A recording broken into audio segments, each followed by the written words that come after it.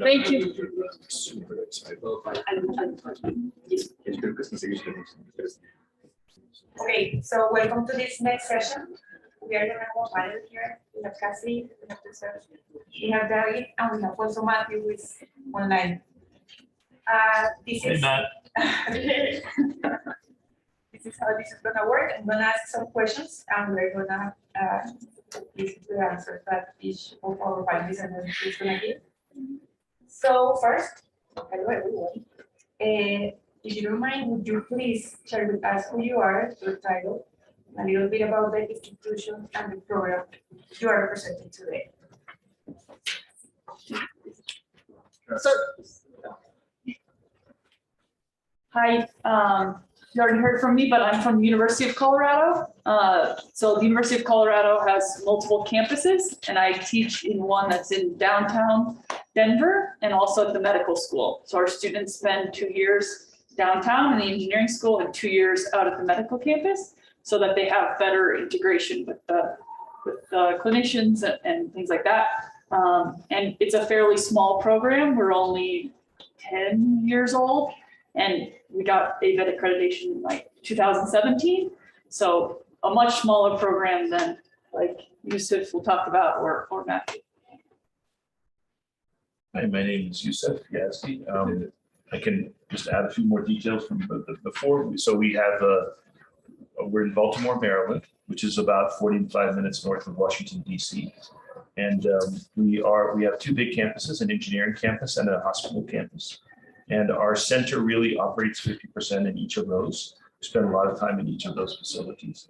And mainly it's our master's degree program. We also have fellows and fellowship programs. And then we've had now 3 or 4 PhD students as an experiment to see if we could do biodesign at a PhD level.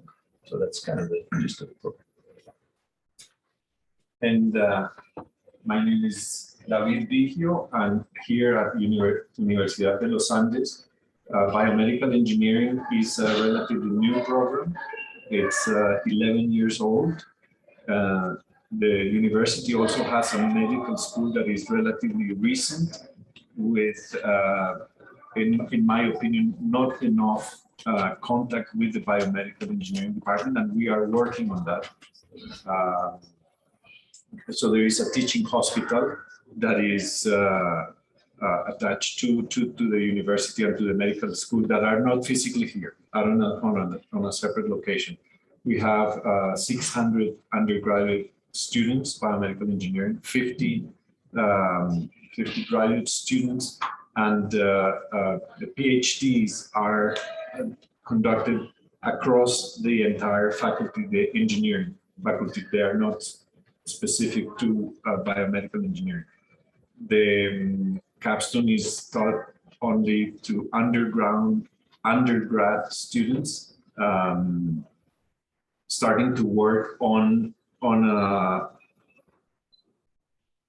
place where they can come and continue working with their projects outside of the classes. And this is one of the things that Daniel is spearhead. Matthew, please. Good afternoon. Can I see thumbs up that you all can hear me? Yeah, great. Okay, my name is Matthew Wettergreen. I'm the director of the Global Medical Innovation Professional Master of Bioengineering program in the Department of Bioengineering at Rice University. I'm also an associate teaching professor at Rice University's Oshman Engineering Design Kitchen, which is our academic makerspace where most of the engineering design occurs. The bioengineering program at Rice is about 25 years old. We formed from the chemical engineering department. And so the through line of our department is not biomechanics, it's not electrophysiology, it's mass balance. We have about 175 undergraduates. We have about 150 graduate students. Our faculty are relatively few in number as compared to other schools of similar size. So we have about 20 tenure track faculty and almost 10 non-tenure track faculty. And today I'm excited to talk about the capstone experience as well as our design program, which has experiences for students that range from the first semester they come to Rice to the final semester they live at Rice. Thank you for hosting me. Very nice. Now the question is, would you please share with us the common career trajectories of the students? You can. So I would say for our undergraduate students, maybe 60% are going into medical device industry. So Medtronic has a strong presence in Colorado. Many of them will stay in Colorado.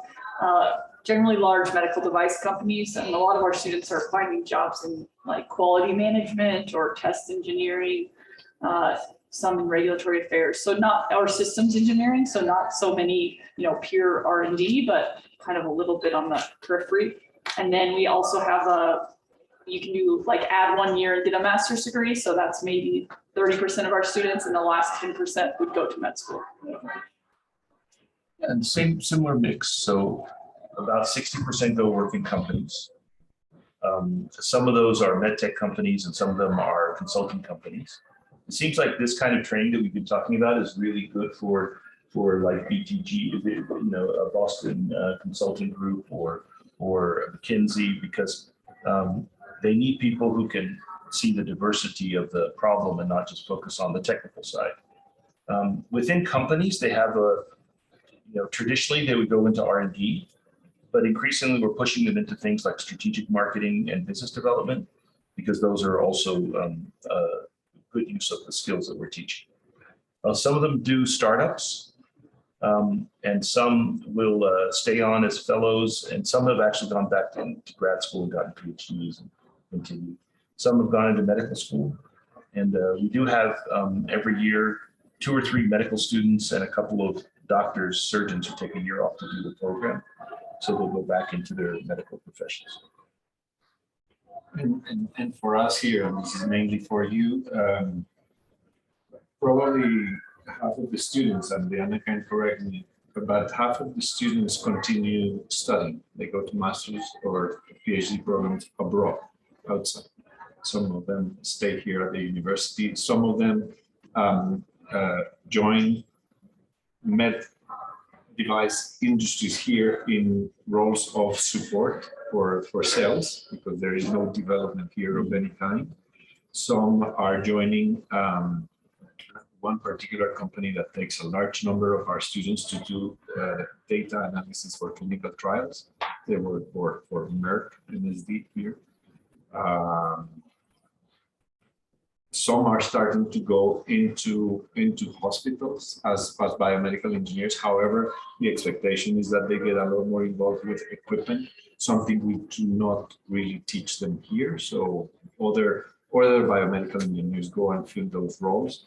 And the regulatory aspect is something that is starting to become a potential opportunity for them to work, but they don't like it. Rice bioengineering graduates are going a few different places than was discussed with the other schools. So I'd say about a third are the breakdown for Rice BioE grads. We've got a third going to graduate school. We have a third going to industry, and actually a high number of our students, third, go to medical school specifically. And that means that our population of students desires to have research-based lab experience all throughout their 4 years. And some of them even come to Rice having already worked in a research laboratory. That means that their first or the second semester at Rice, they're looking for a lab to work at that they work at for the next 4 years on and off. And I think that's a little different than the other schools that have been listed here. Thank you very much. Can I add something to it?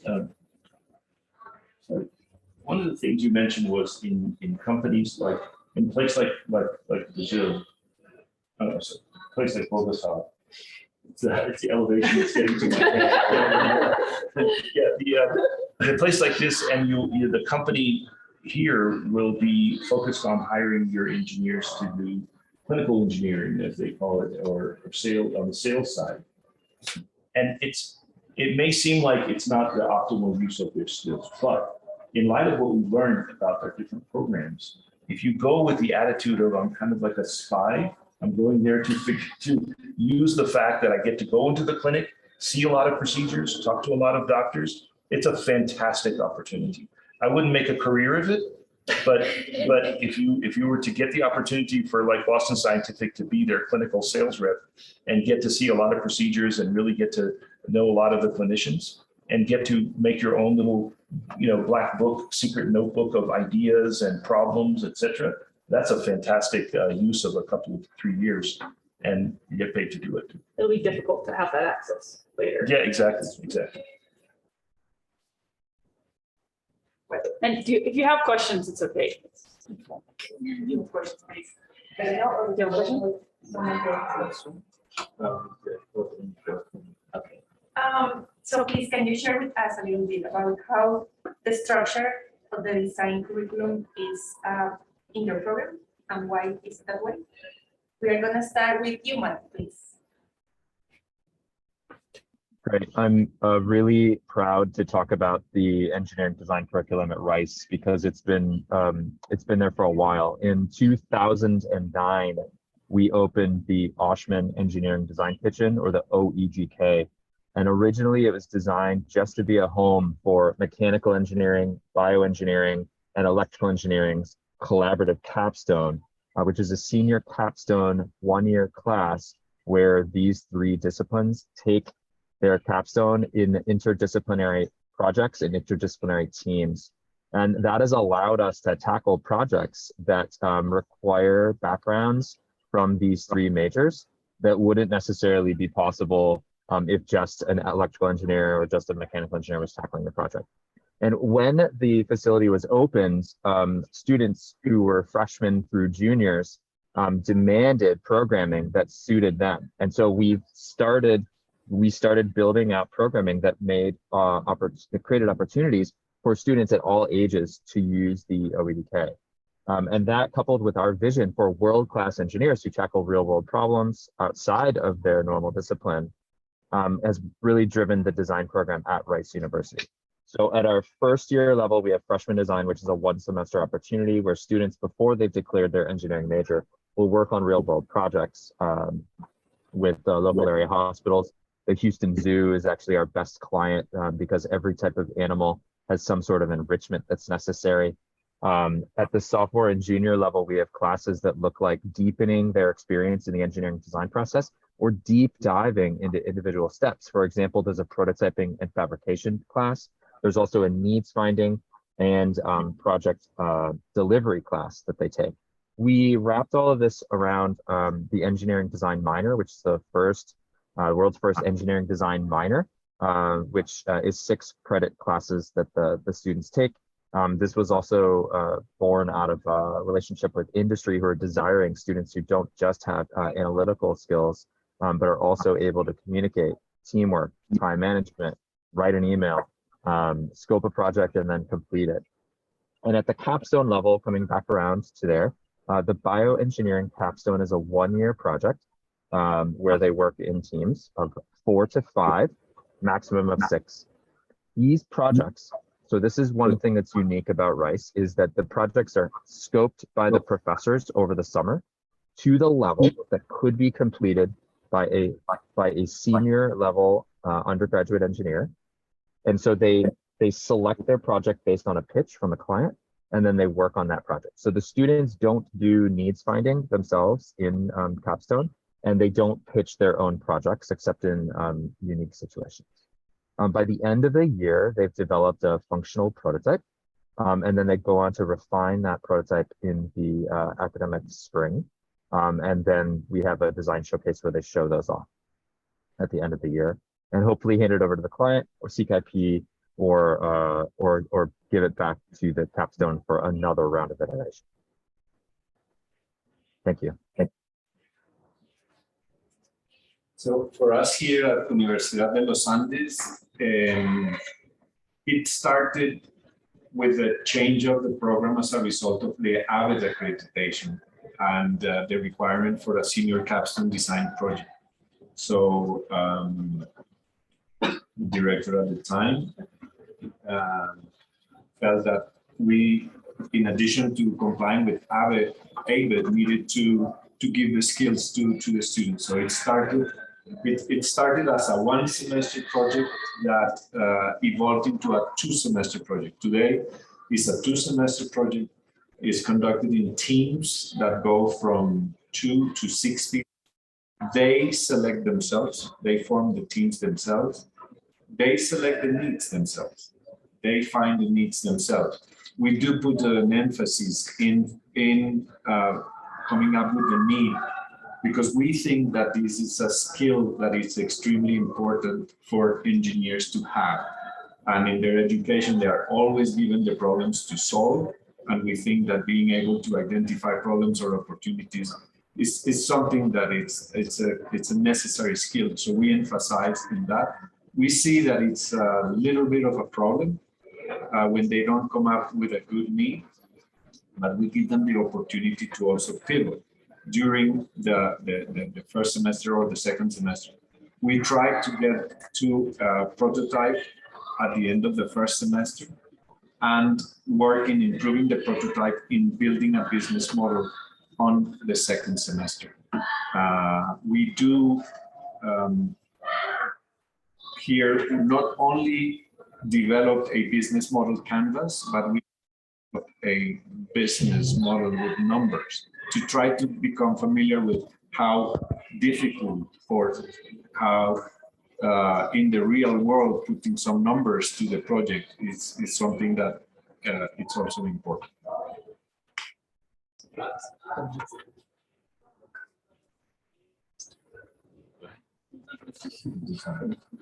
So we have a 5-semester design sequence. So students take kind of an entry-level cornerstone design course in their freshman year that is also working with an external client. So they're learning things like SolidWorks and soldering, but they have kind of an assistive technology project and they have a client. And then in their in their third year, they take a design course that's a little bit more learning technical skills. And then in Capstone, similar to Matthew, we actually work with clinical faculty to identify needs in advance and have them pitch them. One difference is the students then have to go in. The expectation pre-COVID was that they would go in and validate the need and see the need. And then it's a 2-semester design sequence. Yeah, similar to David, we focus kind of on design and initial prototyping in the first semester. And then in the second semester, we go through actually a series of milestones that's then they work through to the point where they have, a final prototype that they've tested and also have some business model sense. My students don't seem very interested in the commercialization part though, to be honest. I don't have very many entrepreneurial type students. That's a Colorado thing. So I taught at the University of Colorado Springs Entrepreneurship and Innovation, and those kids were like ready to quit school and start the next Uber. Did that But change? then I went to Denver and like I tried to tell them to like make money, and they're like, why would I care how to make money at what I'm doing? But anyway, so I think essentially the idea is hopefully that they can kind of, it's a heavy design curriculum for ABET, like there's more credits than some programs give, but I think it was important for them to like have these foundational skills and then actually get to apply them in a pretty self-driven project. Did the legalization of weed affect the? I got here about the same time, so it's, although I have to say, I have a clinical needs finding class for graduate students. And to the legalization of weed, we had to do background drug tests. And I had like no student enter when we gave short notice. No one wanted to take this class because they knew they had to do the drug test. So. For whatever it's worth.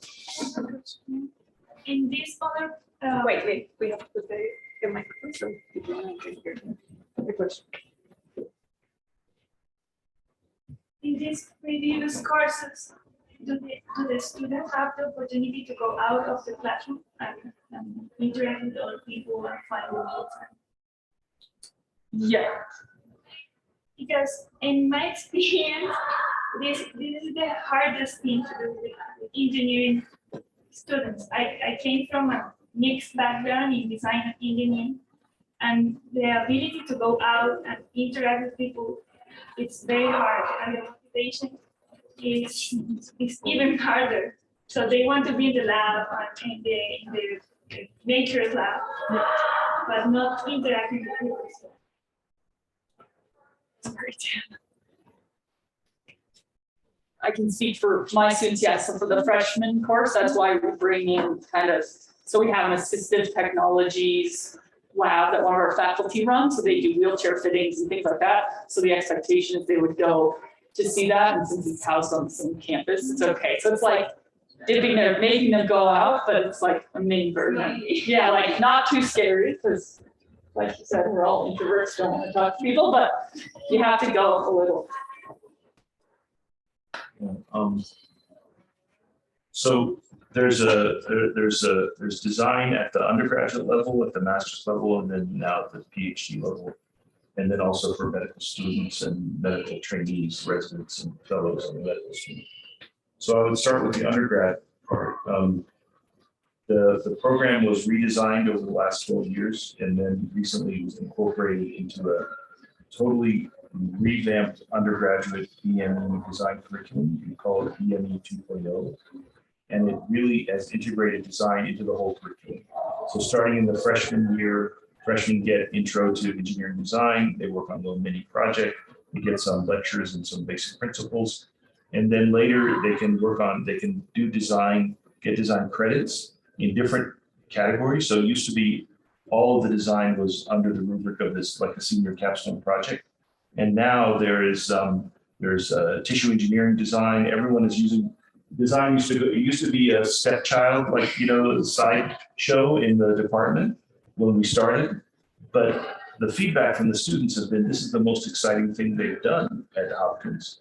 So now everyone uses the word design in their courses. So they have, tissue engineering design, machine learning design, data science design. Everyone is adding it to their coursework. Team-based, project-based, open-ended, problem-solving, but using different technical areas of depth. So now it's ubiquitous throughout the whole curriculum. The core sequence is fall and spring semesters, doing the curriculum kind of like what Ross talked about and what you all talked about. There's a small opportunity for clinical immersion for a couple of weeks in the middle. And then for projects that are promising, they can continue and continue their project for a second year as an independent study design course. And then there's also resources for them to continue that. That's at the undergraduate level.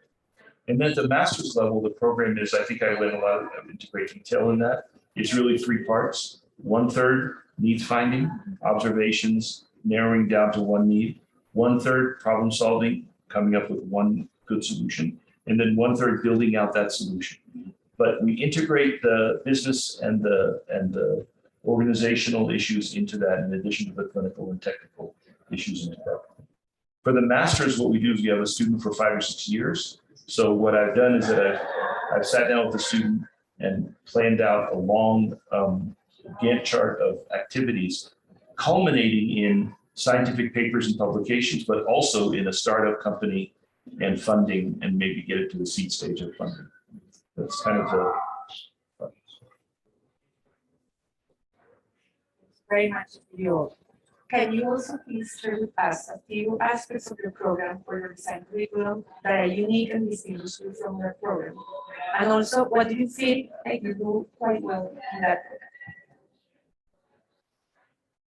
program? Please. Matthew is in a bus.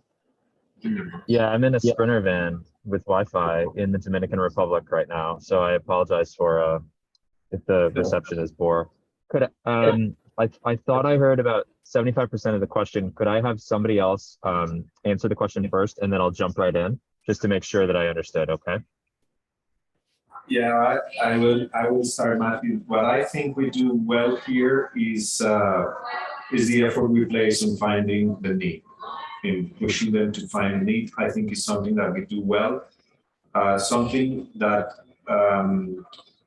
we think is useful, and we give them these tools, is to understand, even if they are not going to become entrepreneurs themselves, but to understand some financial things is useful when they join a lab or they go on a job and need to ask for a budget for a project or something. It's good to have the tools to be able to ask for money. I'll just make a short comment about money, and a lot of our students want to help solve the world's problems, and they don't think that money is important. But money is important and it's necessary to solve the world's problems. How you use the money is a different story, but we at least wanted to know that. Does that answer the question? Yes, yes. There was also the first part, a few aspects of your program that are unique. So you Yeah. related that one of the. Well, I think that the other thing that is unique is that we don't give them even the clinicians, and it's not because we are lazy but it's because it's hard. If we had more clinicians coming to the beginning of the course and give us some challenges or some ideas without giving us the solution, it's not like, I want you to bend this instrument 3 more degrees. That's not what we want. We want a general need. We will welcome them because they are also getting involved in bringing that solution to their patients. And we have examples that when that has happened, we have the best projects of a clinician eager to take the solutions to their patients. That has worked really, really well. So I think that what is unique is that in some of those instances where a clinician has been involved from the beginning, the products have been tested with patients, with end users, even if they are healthy patients, but they have come to be used in the patients, and that's also very useful for the students to see that, to have that experience. So it's hard to find unique things because we're trying very hard to copy and to learn from other programs. So we've learned a lot from the Stanford program. Of course, I've learned a lot just here from hearing from David and about the program here. So every program has its own little quirks and uniquenesses, but they all have the same basic structure and principles. I would say one quirk and uniqueness about our program is that we started after the first year. We decided that if we really want to train people to be leaders in the field, they have to design solutions not just for wealthy healthcare systems like Johns Hopkins. They have to also be able to innovate for low resource settings. If you don't know how to do that, you're not really pushing the limits of creativity. It's one thing to create a solution that works when the electricity is fine and the lighting and the humidity, everything is perfect. But when you go to a rural clinic, and let's say we went to one clinic in India where there was 150,000 people on one island and there was no doctors. And the only thing they had in terms of technology was solar chargers and 3G signal. And if you can solve surgical problems and medical problems in that environment, then that really requires a lot of creativity.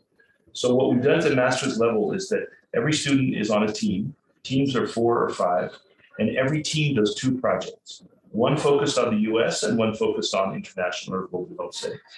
So for example, we have a team focused on women's health and urology. That team is doing a project focused on the US, and that team will be going to Uganda in a couple of weeks, and we'll be looking at problems that exist in the Ugandan context. For example, presentation of breast cancer in the US, it's more of a screening thing, but in the Ugandan context, people delay until the cancer is much more advanced. So you have a totally different set of problems to solve. So I think that's a little bit of the uniqueness and then the business model around and how do you make money making a medical innovation in the US? It's a little bit easier, but how do you make a business that works sustainably in a poor country? That's hard, but it's not impossible. It's doable. There's a book we read in business school called The Fortune at the Bottom of the Pyramid. C.K. Prahalad. It's a very wonderful book. He talks about how you can make money developing products for people who don't have a lot of money to spend. In India, it's about $100 a year spent on healthcare for the lower middle class, not even for the poor. But you can make profitable business models in that environment, but you have to design for that. So I think that's probably the one thing I can think of a little bit. Matthew, do you want to go? Sure, I'm happy to. I love what Yusuf said, that it's hard to find unique aspects because we're all trying to copy the best of what works. And it's so true. But I also liked a few things that I know others do well, but is best practice advice for design programs. So we have something at Rice that we call the Web of Mentors. That Web of Mentors is basically a network of support structure to help individuals succeed. It's like stacking the deck to make sure that novice designers can design 1 or 2 levels above where they would be capable of designing without help. So at the freshman level, which I'll highlight specifically, each team of 4 to 5 students has support from 1 dedicated instructor, 1 dedicated design mentor who's a student who came through the program already, 1 external faculty member who can basically find and source reference material for the students that they wouldn't know about, pointing them to Bernoulli's equation, pointing them to simple experiments they could do to verify or validate their device. There's also 1 writing mentor. This is a student who's come through the program who they meet with every single time they have a writing document, a technical memo due, who helps them to work through that, that writing piece. They also have a communications expert who works with them, and before every major presentation, 72 hours before, they meet with that person. And then they also have an external client. Essentially, what this contributes to is a challenging course where we're committed to getting the students through it. And we tell them that every time. Say, this is a challenging course. It will reset your capacity to do work. We've got a number of experts who are going to help you at every step of the way. And that helps them build the confidence that they need in order to do this when we're not looking, and because we can't always be looking. The second thing that I think is worth talking about is prototyping. So the OEDK is a 20,000 square foot facility that's open 24 hours. It has advanced prototyping materials. It has 3D printers. It is physical materials for prototyping. We are able to build prototypes at medium and high fidelity scale in multiples. Yet we advocate that the students build at the lowest fidelity possible. We advocate that they build with materials that are paper and tape and glue and things that you can buy in the store. And the reason that we do this is that we know at the OEDK how to build high quality things with a sub-infinite budget. But we want students to be developed who can build with whatever materials are available, just like the rest of the world. And so even at the freshman or senior level, they're starting with the low fidelity materials that we have around here. What you're looking at is the main prototyping floor. We have 29 work tables upstairs. We have another 40 tables downstairs.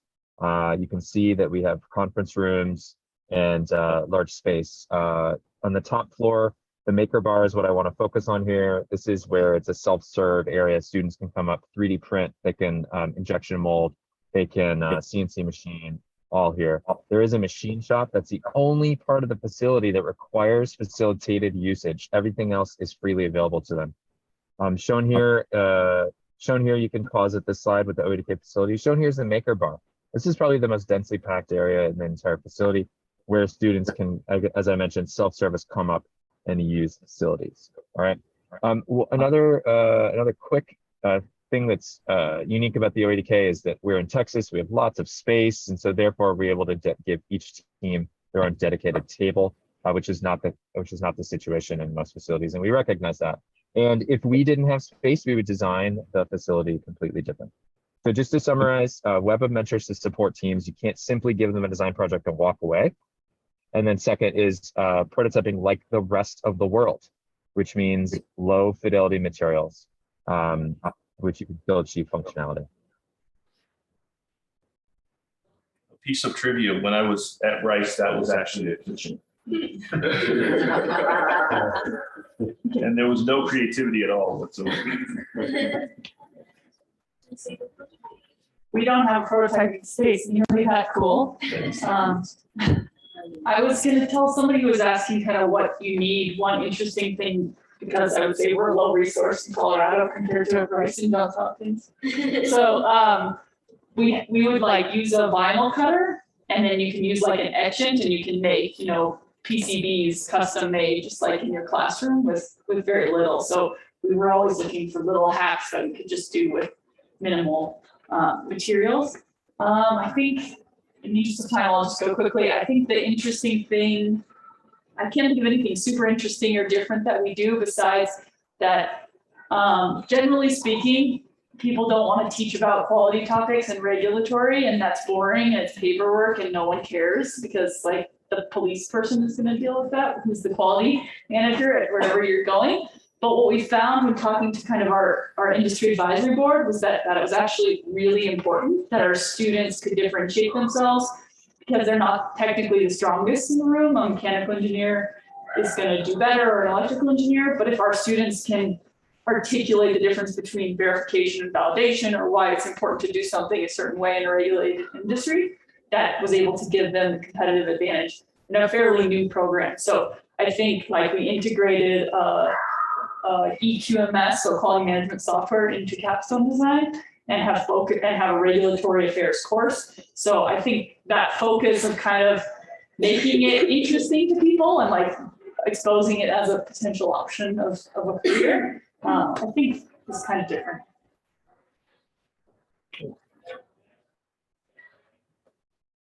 Thank you very much. Along in lines, are there any aspects of your program or your curriculum that you feel you could improve?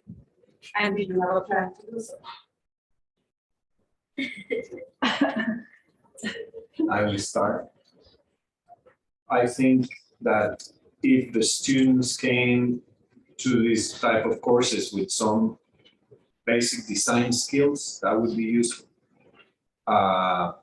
We have seen that they go through a process of acquiring the skills while they're at this course, and their ability to build better prototypes is very limited. So that is one of the things that would be nice if they had the opportunity to do this.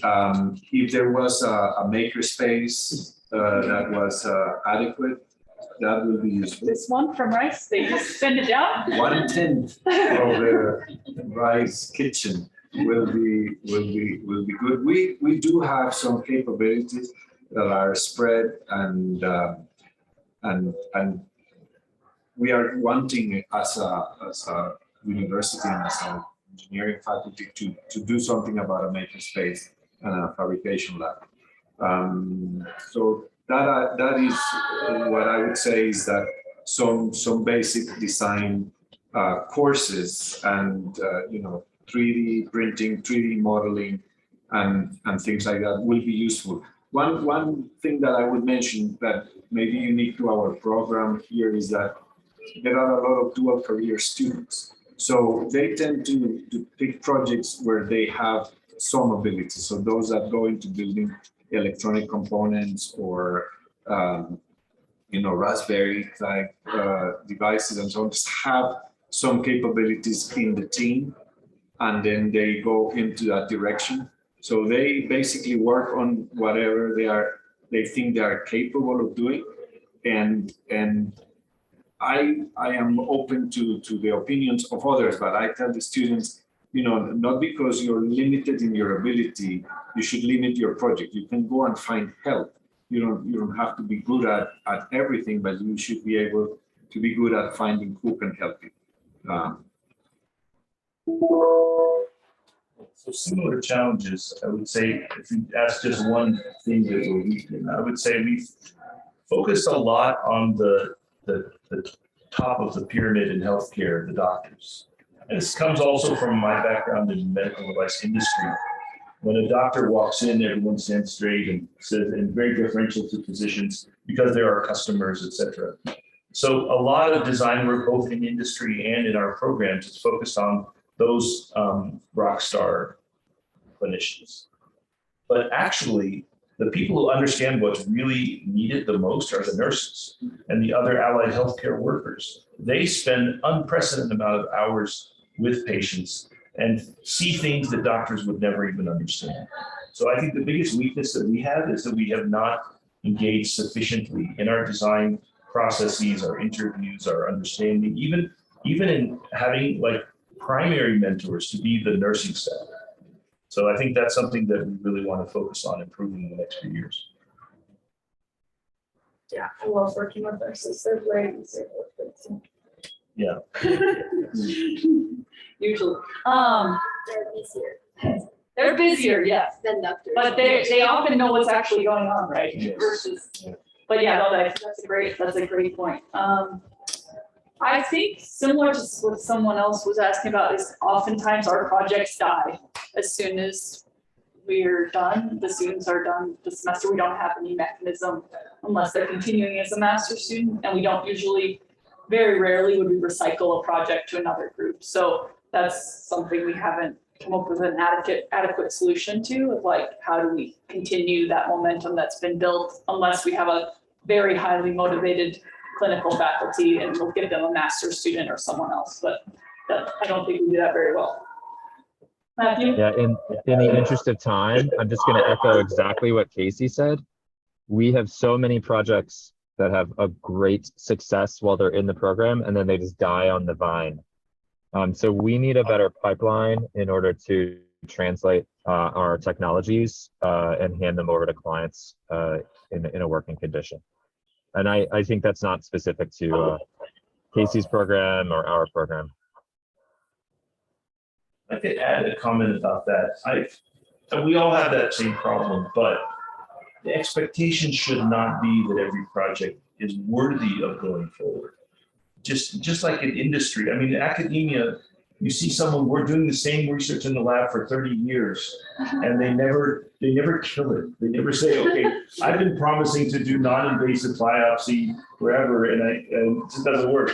So, but in industry, the perspective is you should be very selective about what you invested going forward. So if 1 out of 5 of the projects is worthy of continued work on, I think that's good statistics. That's a good number. Every project should not go forward. I wouldn't think of it as a failure. I would think of it as using best practices for triaging and making sure that you're investing correctly in the ones that do go forward. Not only that, I want to just add that it's sometimes it's us getting greedy. Overall, this is about providing the best student experience for our engineering students. It's not about solving problems that stay solved. And so as long as we're providing the best educational experience, I think we're winning. As long as you manage the expectation of the client. Thank you very much. So we know that the spaces and resources can be really important when we are teaching these kind of classes. What sort of prototype space does your school have for the students, and how do they gain access to those spaces? And how often can they use it?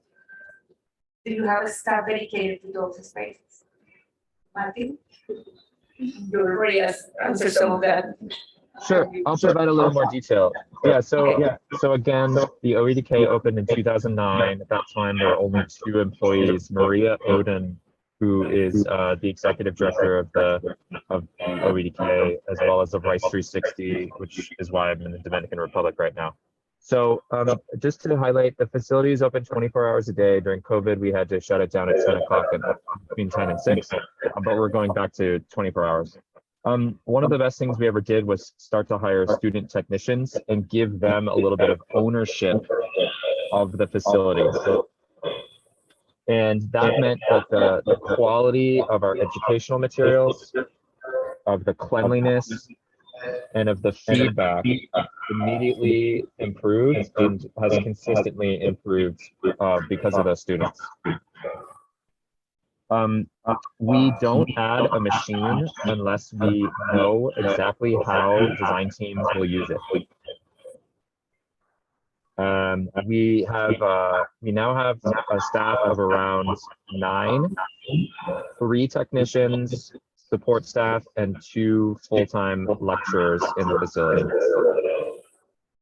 I want to say that when I travel to low resource settings around the world, I bring a suitcase with prototyping materials, and we're able to prototype at the level of our freshmen with no challenges. And so I want to challenge people who believe they need a space like the OEDK and say, you do not. You can accomplish great things with just some materials in a suitcase and very capable students.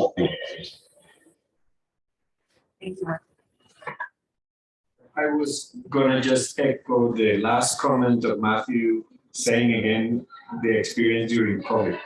We challenged the students to do whatever they could at home, and they were quite capable of doing it. I understand and value that a good makerspace and a good fabrication lab will be helpful, but it's not the only requirement for a good project. So our space is very similar to what we, in fact, it's similar not by accident, but by design. So we got a grant from the president's office to create a design space. And then we actually, part of the grant was to travel to Stanford D School and Biodesign and OEDK and other places and look and see what they did, take a bunch of pictures, basically espionage, reconnaissance, and copied all of that and designed something very similar in our place. Everything is on wheels, everything is writable, everything is reusable and reconfigurable in every possible way. And teams have their own place to store things, but then there's shared space for everybody to use. I would say we use student employees to make sure everything is really well managed. And they're phenomenal, better than any staff we could hire. I would say something about the comment about you can design anything anywhere and with the right space, but there's a dimension to design and creativity that goes beyond technical. And it's something that we, again, nerdy engineers, we may not be as sensitive to, but there's a social aspect to it. When you go into a large space and there's a lot of people there working, it motivates you to work. So there's a value of having a large open space. You don't need that to actually build a prototype, but you need it to be inspired and energized. If you go into the design studio at 2 a.m. and there's teams doing things and building things, it gets everyone energized. So I think that's one of the big values. So one of the things we did in our design studio is we took this building, it was kind of an old-fashioned building, and we took a lot of the walls out in the hallway and made them glass so that anybody walking up and down the halls can feel the energy, see what's going on, and that inspires people and other students to get busy. You see your peers working hard and you feel like there's something going on, I better get involved in that. And we have parties there, they have events there, they have music, they have food. We try to, of course, some places food is not allowed, but we try to make it as much as possible a high energy space. Yeah, that's a great point. I think that exchange of ideas is one of the key components, right? We have like a small classroom that has like a basic lab that Ross was talking about. So you have, like basic woodworking tools and things like that. And that's what students would have access to, during working hours. And then there's a college level, which is actually across town, unfortunately, from where we are, but they have like a maker space that they created there. And I would say this was like a failing of how they did it, is they kind of made it on their own. And they're like, we're inwards, everyone's gonna come here and use all of our stuff. And they bought all the fanciest stuff. And they later were like, wait, we don't have a business model. We don't know how to, we don't have people coming to use the machines, et cetera. So then they had to kind of get absorbed into the College of Engineering. So I think being really thoughtful about what you invest in, and if it's really necessary and meaningful, is probably a lesson that I took away from their approach.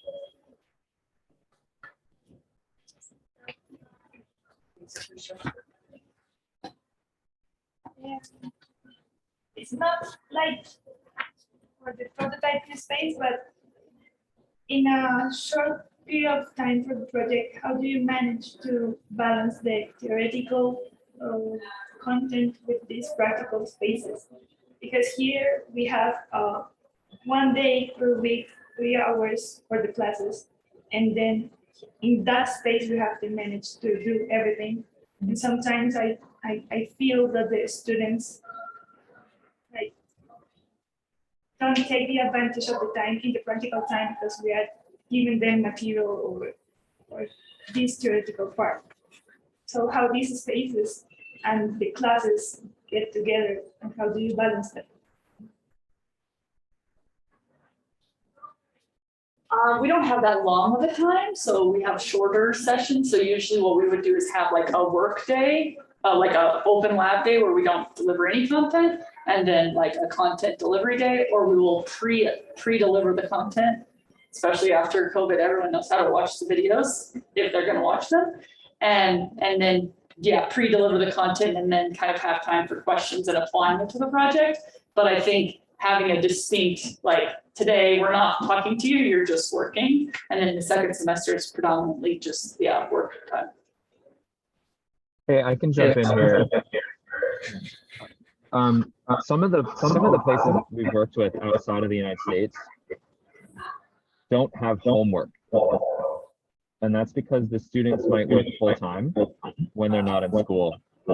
And that has caused us to rethink how we teach design when we're teaching design in those places. In Brazil and Africa, we've had to recommend scaling back on the complexity of the project to carve out time in the class to get the work done.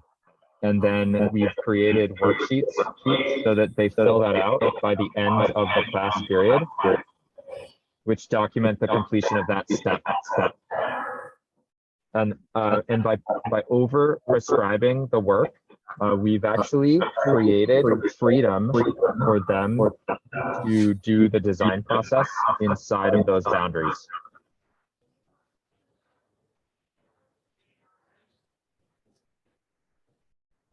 So we use the same space for teaching and for the project work, but it's not an easy balance. When deliver the content, I noticed that your generation seems to have a lower attention span perhaps than we did. So we were forced to sit through lengthy lectures. So we give like maybe a 20-minute talk, and then the students have to do some exercise. We'll get together with 3 other students, maybe and not in their core group, to do something. So we try to mix it up with not a lot of boring lengthy lectures. But there is, like you said, there are like class times scheduled where they're supposed to be in class, but there's no education going on, just their own teamwork. And then we do what Ross talked about, just hovering over their heads, seeing what they're doing and giving feedback.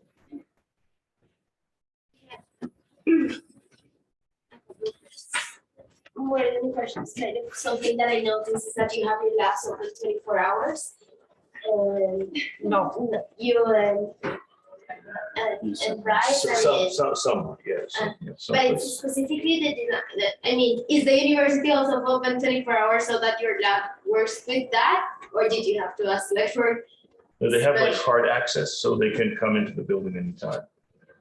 But it's documented who's coming, who's going. For accreditation, they're quite careful with this.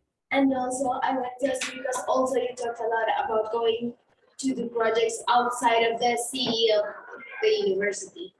And it's like, is there funding from the program for students to go, or should they just try to go on to these visits and outside of that? Well, you specifically talked about outside of the country, also Matthew. We have enough to do here inside of the country, but is there like part of the funding of the course for students to go on to those needs explorations, or? Yeah, just to be quickly, yes, we pay for the travel. So we pay for all the travel and the airplane, hotel, food, everything during the 3 weeks. The students travel in August, and then often in January again they go back. And we get that funding from grants and gifts from companies or grants we get for different reasons. Matthew, I think the same. The students don't pay their own way.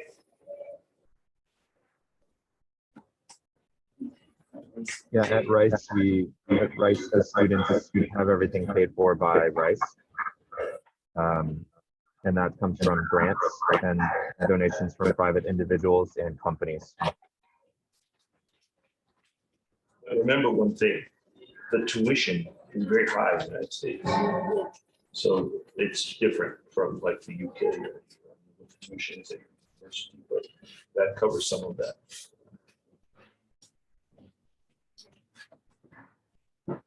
I don't know how much time Matthew has.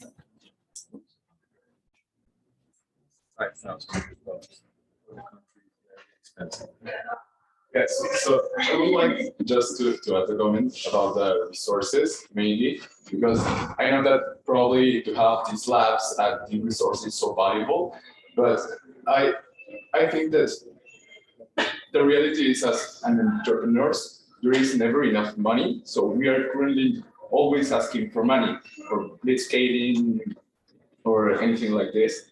So I think that we have to do better with the resources that we currently have, right?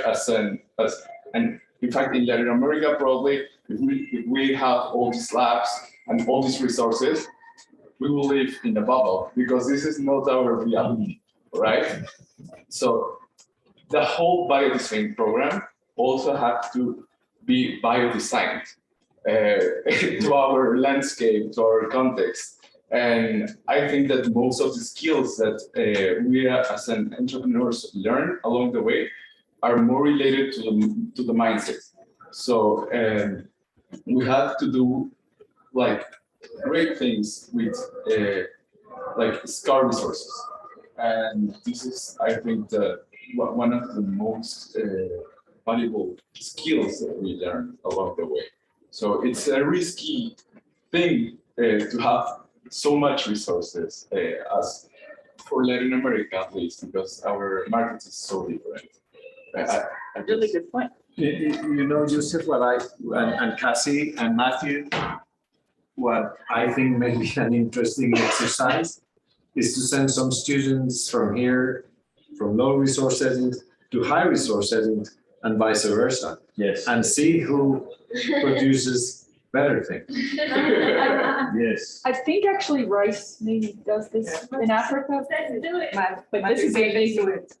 That's, See, yeah, yes, I think if it's the tools. the Latin or if it's Americans the will be people. better. And I just think I agree. My students, when they got to Guatemala, they're like, I'm gonna need Amazon. I'm like, we definitely don't have Amazon. We don't even have mail. Yeah. Yeah, I think that's a wonderful point that you made. The programs, the biodesign programs themselves have to be designed using the same thing that we're preaching about. We have to look at our own programs and say, are we following the same principles? Are we looking at our state? Who are your stakeholders? Who are your stakeholders? The people of your country are your stakeholders. They're paying. If you're only charging the student $5,000, that means the government is paying a lot of money, or the people of the country are paying a lot of money to support this institution. You would think so. Yeah. Not really. No, But somebody is paying. You know, you have your stakeholders. You have the people of your country and the people you're trying to help.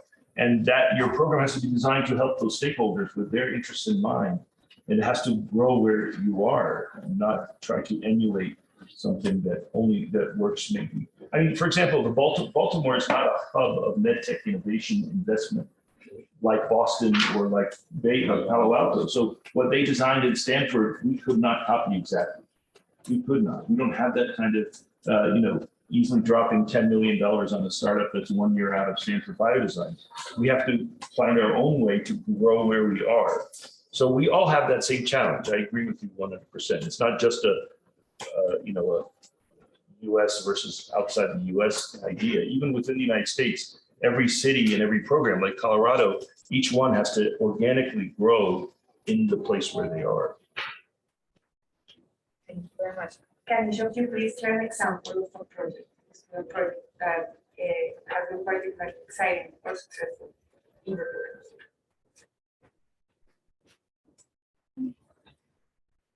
Matthew, are you okay on time? Do you want to go first? I'm great on time. Yes, would you mind going first? Sure.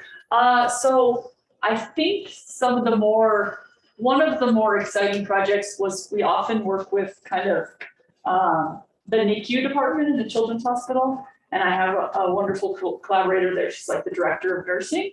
And this isn't, I don't know why this one is particularly, I just really liked this particular group of students. And then they were able to kind of go on and work with their client really effectively. And they basically created like a pediatric arm board that was, normally it's made of cardboard, but it doesn't work at all. So they just taped the arm and it's a disaster. And so they were able to go into the NICU a few times, and then they came up with a pretty clever solution that allowed you to kind of set it at different angles, and they sewed it. It was like really organic.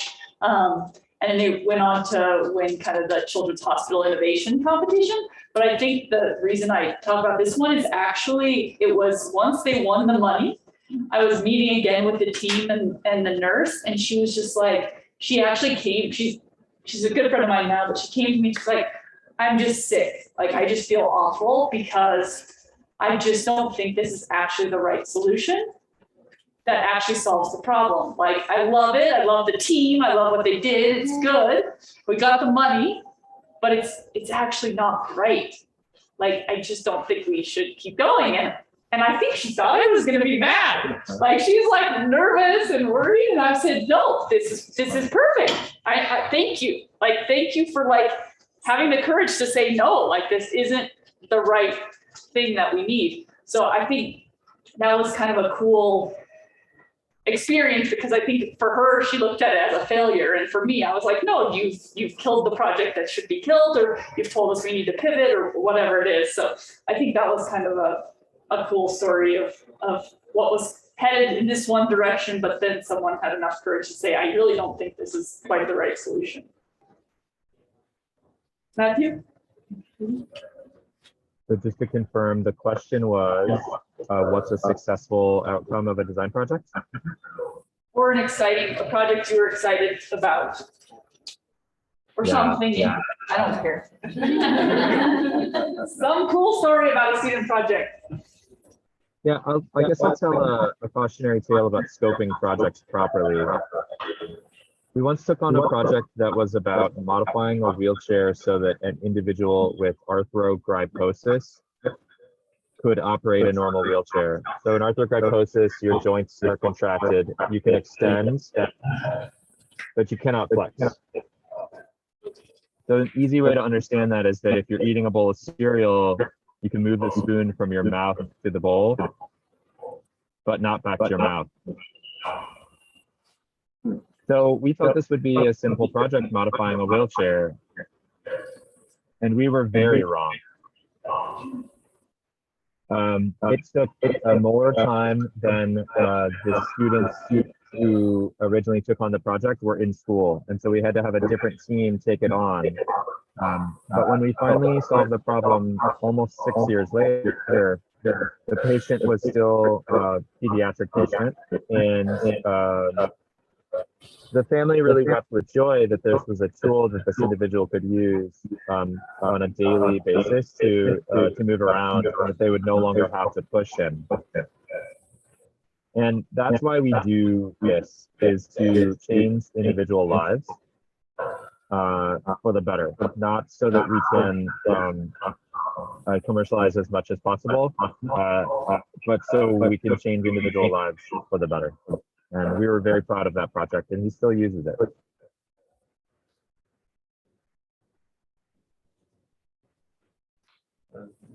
Think of some examples. So one project that we appealed to me just in terms of creativity, but if you think about it, something you could have done easily here or anywhere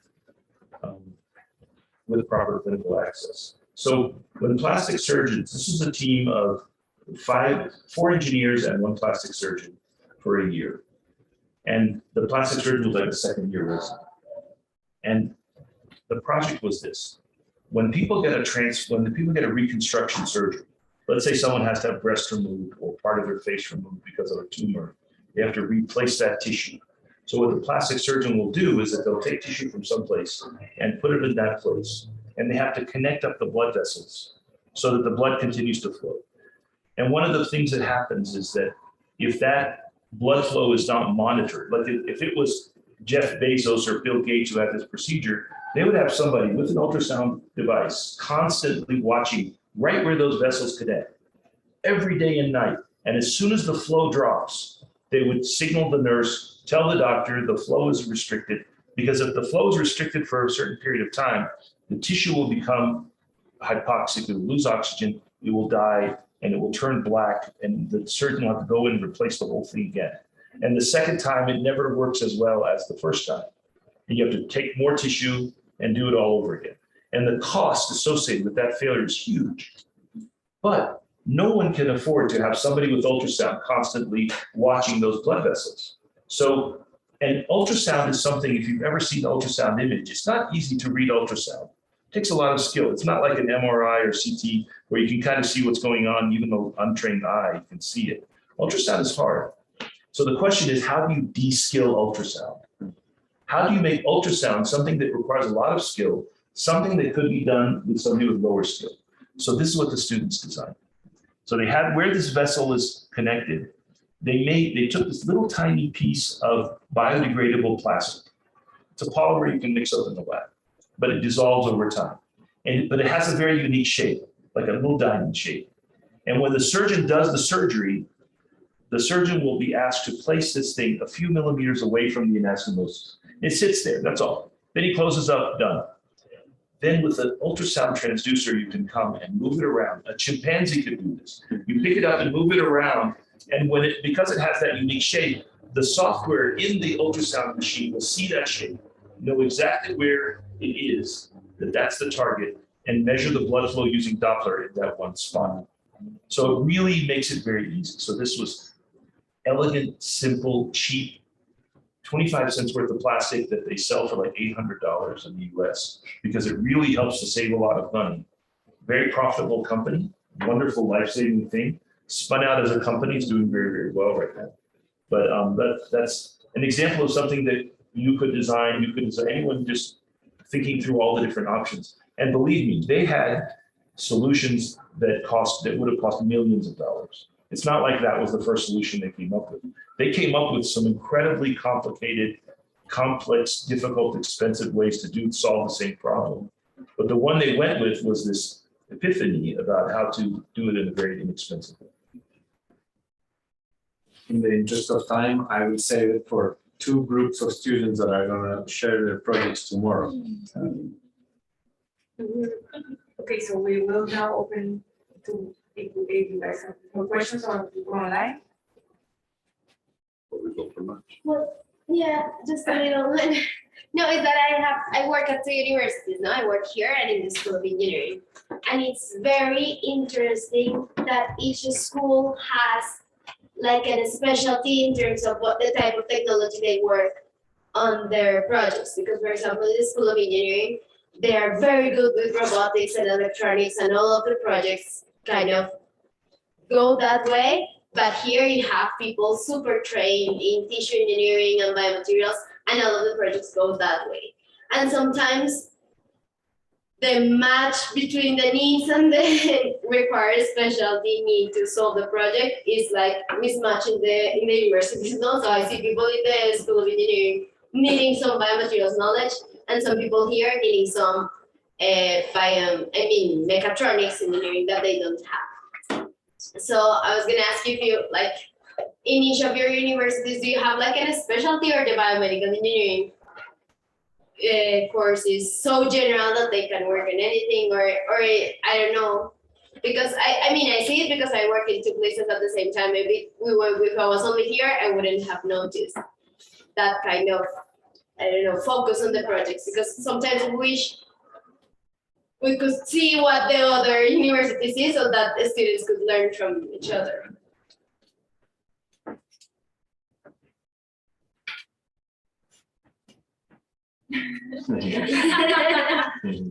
So you saw from the talk that that LinkedIn gave about Stanford, where you really want to be agnostic and open-minded about how you're going to solve the problem, because the needs of the problem itself should be the main driver of how you solve it. And that's the only way. I mean, you can always come up with a solution using your existing site. It'll be like my lab project when I was a PhD student. It worked. It worked better than the existing projects from some aspects. But you can always find something that will work using any science and technology that you're good at or your institution is good at. But if you want to find something that's really going to be the best solution, the optimal solution for the problem, you really have to put all of that aside and let the team be as open-minded as possible. And then they discover through their research that I need tissue engineering to make this project successful. Then you go and you find out where can you find the tissue engineering person to help us, or ultrasound or whatever. But let that be the second step. That's the way we do it. And it's not easy. Sometimes we don't have that expertise, and it's a big department, it's huge. But we still don't have it within our department, go outside the department. We go to outside companies or outside faculty and try to get people to help.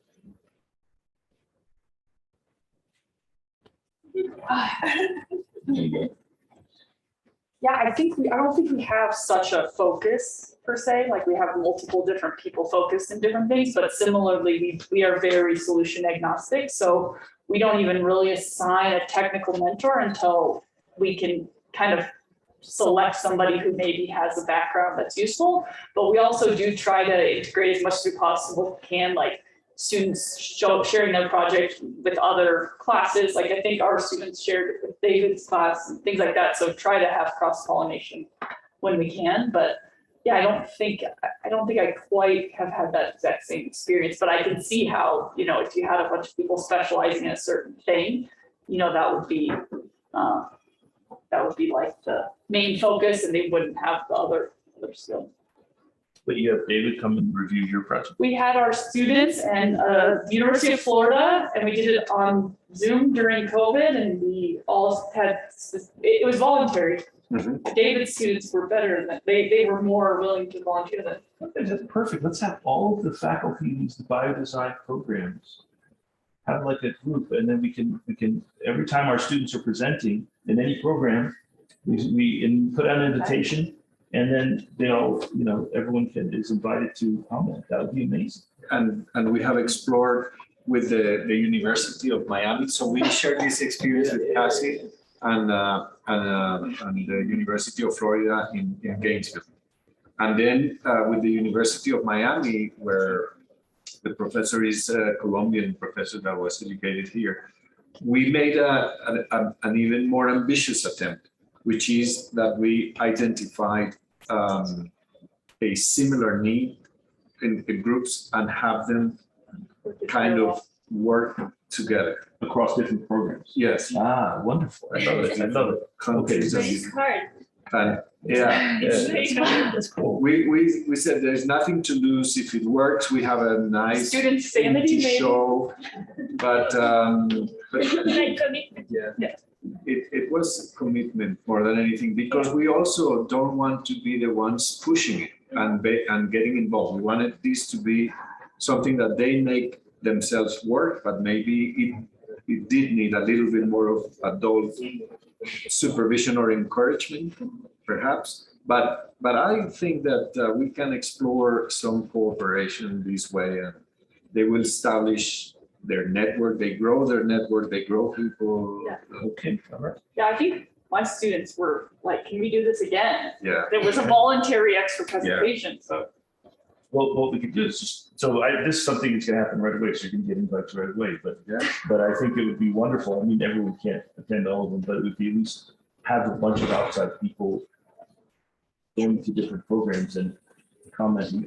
For example, on the needs selection, just that, getting feedback on why are you choosing that need, and is it really justified, and have you made the case that that's a good need to go after? It'd be great to have outside perspective. Sure. Matthew, do you want to add something? Okay. Okay, so thank you very much. I want to see the sprinter vans. For attending. It's Lara, I think your background is Lara. I think it's changing. Yeah. Oh, nice. It's a long trip. Wow. Wow, or he stayed there. Very nice. Thank you, ma'am. And República Dominicana, right? Yeah, that's the design studio. That's your design studio. You have your prototype suitcase. Thank you, ma'am. It's back at the hotel, but yeah. Thank you very much. So now we are gonna have our lunch.